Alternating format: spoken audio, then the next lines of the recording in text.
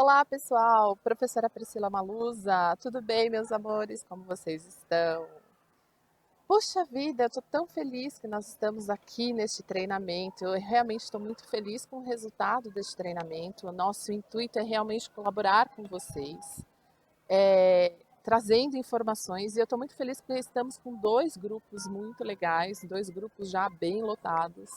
E claro que isso é fruto de muito trabalho, mas que é recompensador saber que a gente pode agregar. Eu acho que esse é o papel do professor, né? Tanto meu como do professor Antônio Sérgio. Eu estou muito feliz, mas ao mesmo tempo eu estou muito preocupada. Pois é, estou preocupada. Vir após o professor Antônio Sérgio numa aula é uma responsabilidade tremenda, né? É uma super responsabilidade. Mas eu vou fazer o possível, vou me esforçar para poder chegar pelo menos um pezinho dele aí nessa aula, tá bom? Vou dar um recado para vocês. O professor Antônio Sérgio grava lá de Atibaia, que é maravilhoso, né? Com o som dos pássaros, e eu fiquei com inveja e vim aqui para o Sesc. Então vocês vão ouvir som de pássaros, mas vocês vão ouvir som de pessoas passando também, tá? Mas tá tudo bem. Concentre-se aqui em mim, tá? Eu estou feliz realmente. Estou aqui, olha, que lugar maravilhoso, muita árvore, olha que delícia.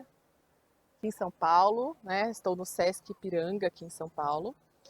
As formigas estão passeando aqui também, né? Estão querendo gravar junto comigo, mas vamos lá, vamos deixar elas de fora, né? Do nosso treinamento. Ah, vai passar gente aqui atrás também, tá?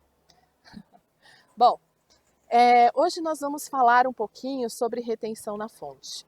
Eu acho que tanto eu como o professor Antônio Sérgio, eu vou falar por nós, assim, porque nós dois temos o intuito realmente de colaborar com os alunos, de colaborar com as pessoas.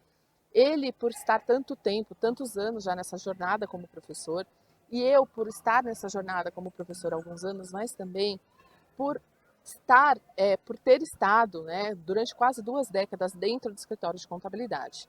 E eu sei exatamente o que é estar dentro de escritório de contabilidade. Eu sei o quanto é doloroso todos os dias a rotina de alguém, de um profissional dentro do escritório de contabilidade.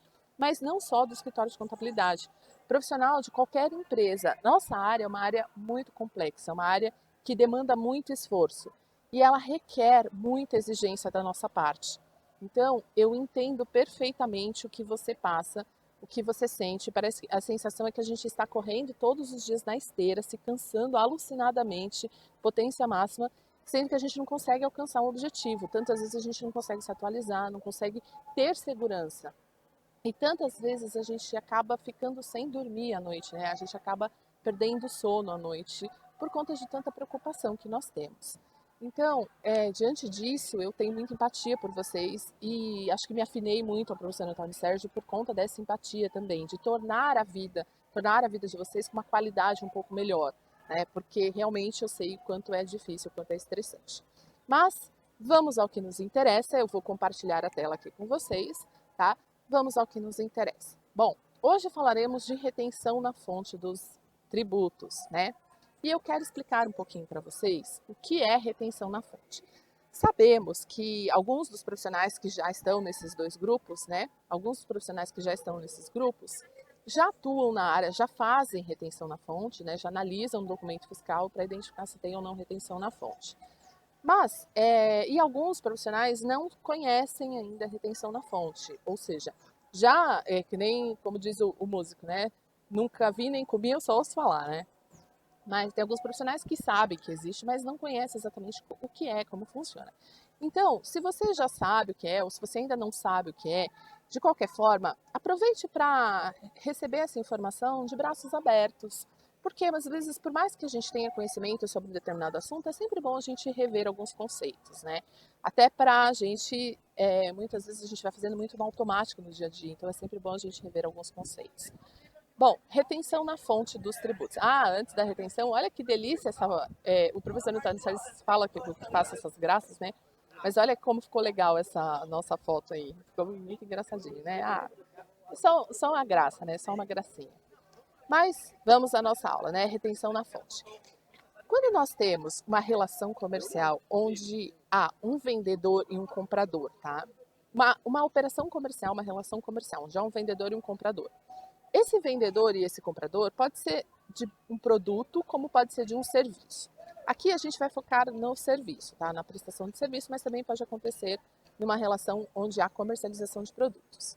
Bom, numa operação, quando temos um prestador de serviço e um tomador de serviço, o que acontece? Normalmente, essa operação comercial, o prestador de serviço, ele, ele determinou para o tomador de serviço, eles negociaram e fecharam um preço de um serviço. Vamos supor que o prestador de serviço negociou com o tomador de serviço que ele vai prestar, ele vai executar o serviço por 10 mil reais, ok? Então, o tomador, quando ele decidiu prestar o serviço, o tomador decidiu contratar o serviço dele, ficou definido que o tomador pagaria 10 mil reais por essa prestação de serviço. O prestador de serviço, ele, por ter executado o serviço, por ser o executor do serviço, ele passa a ter algumas obrigações principais e acessórias.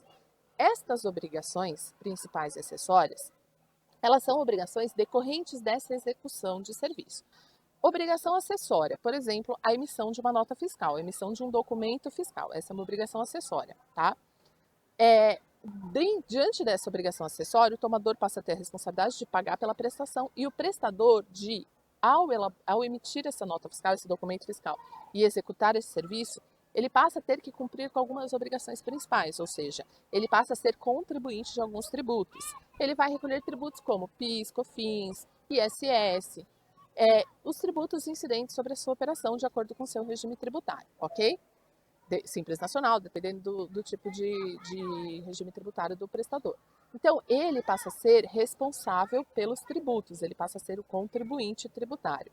Então, sobre essa prestação de serviço de 10 mil reais, vamos supor, tá? Eu ainda não estou fazendo cálculo de alíquota nenhuma, mas vamos supor que ele deva para o fisco sobre essa prestação de serviço, ele deva para o fisco o equivalente a R$ 1.500, tá? Só que ele, por ser o prestador de serviço, ele é o contribuinte desses tributos. Ele é que sofre a oneração, porque ele vai ter que arrecadar, ele vai ter que pagar para o fisco, ele vai ter que recolher para o fisco o tributo incidente sobre essa prestação. Por quê? Ele é o beneficiário da renda. Quando ele prestou o serviço, ele recebeu por essa prestação de serviço. E ele é o beneficiário da renda. Então, como beneficiário da renda, ele que recebeu o benefício da renda, então ele é que deve contribuir com o tributo para o fisco, ok? Maravilha. Nessa situação, né, em algumas ocasiões, o prestador de serviço, em algumas situações específicas na legislação, o prestador de serviço, ele, por ser o responsável contribuinte, responsável por recolher para o fisco esse tributo de R$ 1.500, nessas situações específicas, a responsabilidade dele é repassada para o tomador do serviço, ou seja, o tomador do serviço é que terá que reter e recolher para o fisco o equivalente aos tributos que são de responsabilidade, ou que melhor, que eram de responsabilidade do prestador. E o tomador de serviço, ele vai recolher isso antecipadamente para o fisco, certo? Então, o prestador, que tinha obrigação inicial de recolhimento dos tributos, ele foi substituído pelo tomador. O tomador substituiu o prestador na obrigação de recolhimento tributário. Olha só, nessa operação, o tomador, ele é o responsável tributário pelo recolhimento desse tributo, ok? E o prestador, não pense que isso vai ficar fácil para o prestador de serviço não, tá? Por quê? O tomador, imagine só, o tomador vai ter que pagar pela prestação do serviço, ou seja, vai ter que pagar os 10 mil reais e vai ter que pagar ainda os tributos em nome do prestador, né? Como se fosse o prestador. Não, na verdade é assim. O tomador, ele vai ter que recolher os tributos que antecipadamente eram de obrigação do prestador, só que ele vai fazer isso, claro, em nome dele, né? Ele vai recolher como obrigação dele, mas ele vai descontar do prestador de serviço o valor equivalente a esses tributos, ou seja, então vamos supor nesse exemplo que eu dei, onde a prestação de serviço foi definida em 10 mil reais, ok? Nessa prestação de serviço, o tomador, ao pagar para o prestador os 10 mil reais, ele não vai pagar 10 mil reais, ele vai descontar dessa prestação de serviço, ele vai descontar o equivalente a R$ 1.000, ou seja, do valor devido pelo prestador nessa prestação de serviço, ele vai descontar o equivalente aos tributos que ele tem a obrigação de reter na fonte, ou seja, ele vai repassar para o fisco o valor de R$ 1.000 antecipadamente, certo? Aí eu quero fazer uma pergunta para vocês. Nessa hipótese, né, onde nós temos o prestador e o tomador, onde o tomador passa a ser, nesse momento, o responsável pelo recolhimento do tributo. Quem é o contribuinte agora? Né? Quem é o contribuinte do tributo agora? Pensa aí, quem é o contribuinte do tributo nesse momento? Bom, você pode estar pensando, bom, agora essa obrigação passou para o tomador, então ele passou a ser o contribuinte. Ou também, algumas pessoas devem estar pensando, não, mas o prestador, né, ele vai deixar de receber o valor de R$ 1.500, então ele continua sendo contribuinte. Olha só, segunda opção é a que está correta, tá? O contribuinte tributário continua sendo o prestador de serviço. Por quê? Apesar do tomador antecipar para o fisco a sua obrigação tributária, o prestador de serviço é que sofreu oneração, ou seja, ele é que sofreu o desconto do tributo, certo? Ele que foi dele que foi descontado o tributo. Só que não vá pensando que é tão fácil assim, porque o prestador de serviço, apesar de ele ter sofrido o desconto, ele é o contribuinte, ou seja, como contribuinte, ele deve prestar contas ao fisco desse tributo que é devido por ele, né? Como contribuinte, ele tem a obrigação de recolher esse tributo também.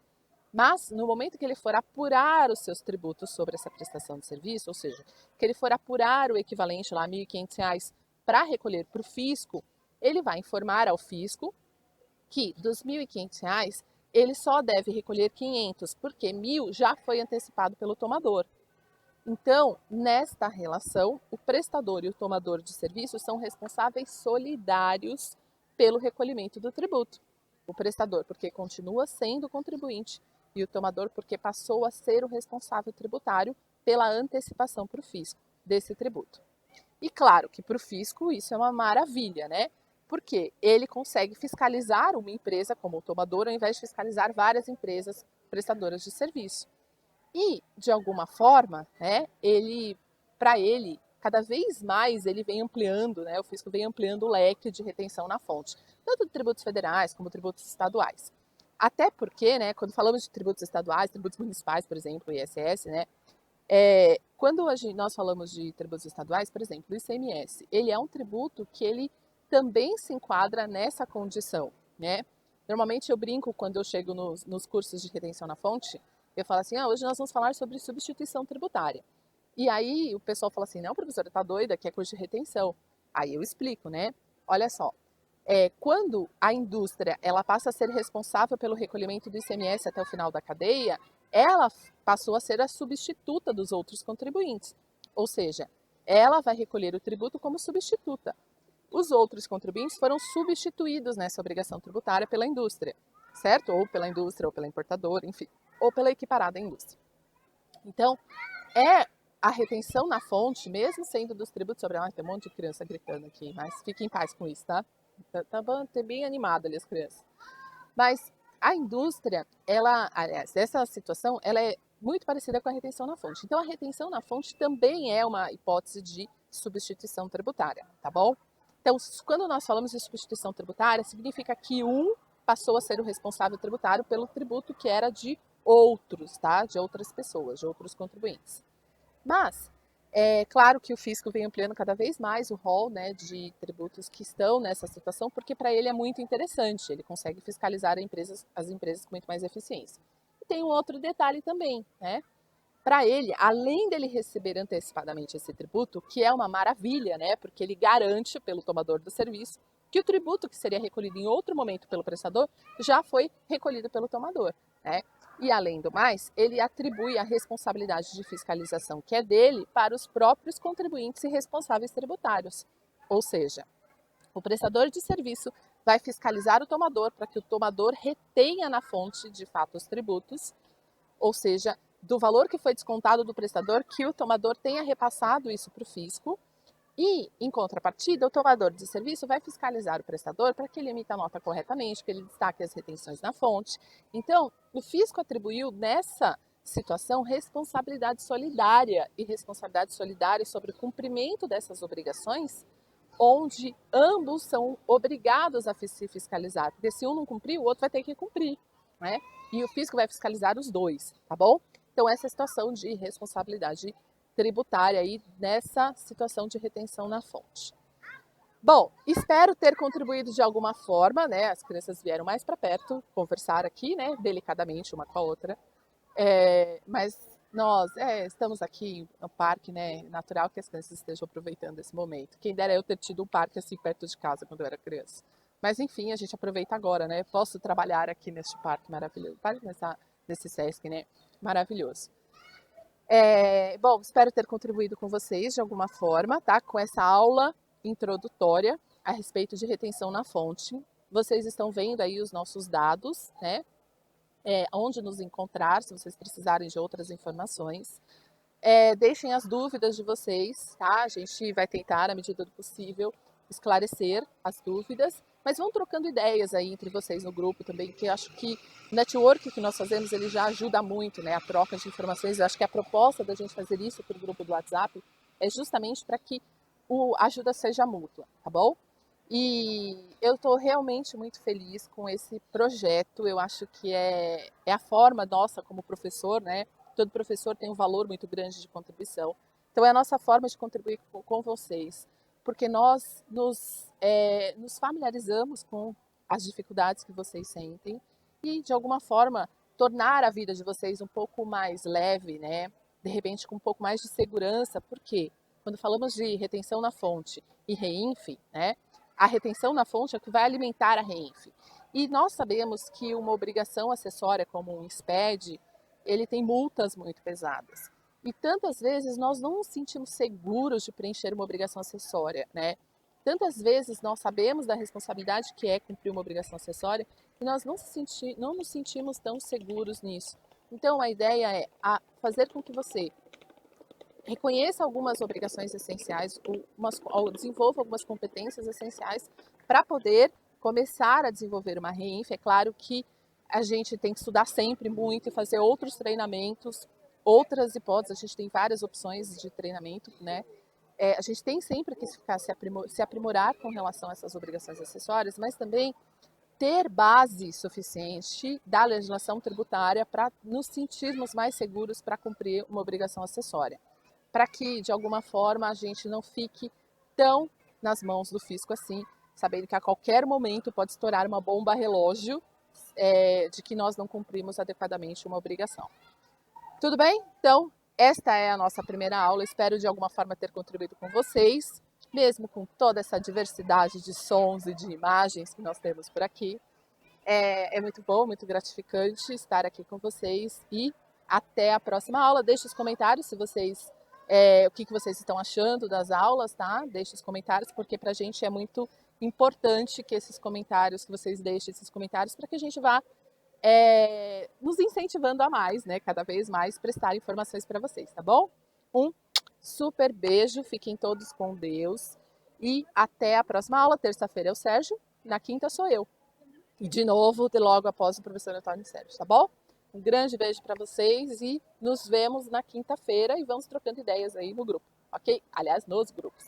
Um beijo e até a próxima.